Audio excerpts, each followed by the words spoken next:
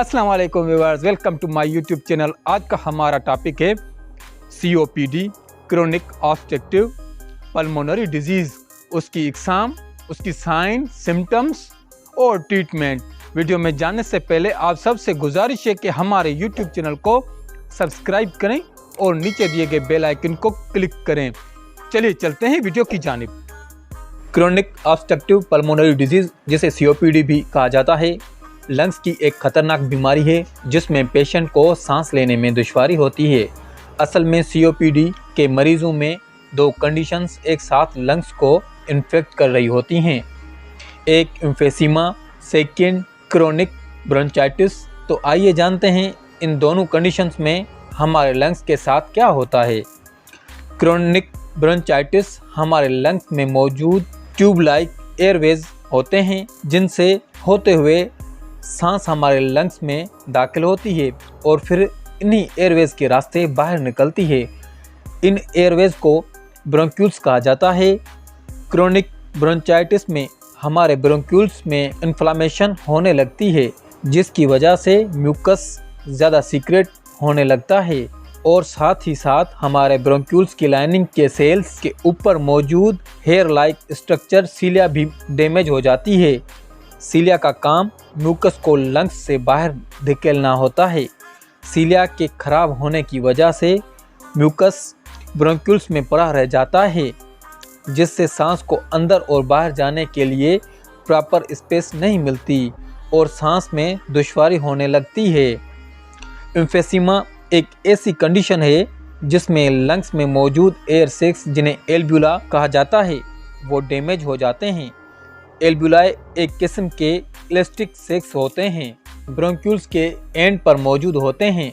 जब हम सांस लेते हैं तो एल्ब्यूलाई फूल जाते हैं और इस तरह सांस को लंग्स में दाखिल होने की स्पेस मिलती है।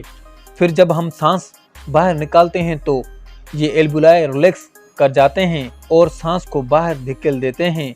ये बिल्कुल इसी तरह होता है जैसे बालून में हवा भरते हैं तो वो फूल जाता है और जब होल से हाथ हटाते हैं तो इलास्टिक होने की वजह से बैलून अपनी असल हालत में आ जाता है और हवा बाहर निकल जाती है।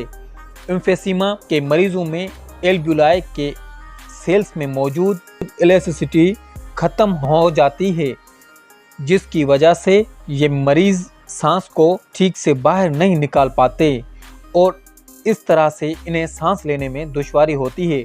अगर किसी शख्स में ये दोनों कंडीशंस एक साथ पाई जाएं तो ऐसे लोगों को क्रोनिक ऑब्स्ट्रक्टिव पल्मोनरी डिजीज़ या COPD का मरीज़ माना जाता है।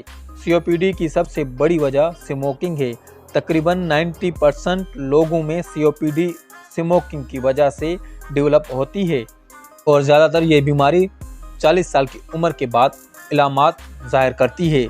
हम जानते हैं कि सिगरेट में बहुत सारे हार्मफुल केमिकल्स पाए जाते हैं और जब हम सिगरेट पीते हैं तो ये केमिकल्स आस्ता आस्ता हमारे लंग्स की एल्ब्यूलाई और ब्रोंक्यूल्स को डैमेज करते जाते हैं, जिससे फिर COPD की मर्ज लगती है। स्मोकिंग के अलावा कुछ और वजूहात से भी COPD हो सकती है, जैसा कि एयर पॉल्यूशन, ऊपर अल्फा-1 एंटीट्रिप्सिन डिफिशिएंसी, प्रोटीन की कमी भी COPD काज कर सकती है।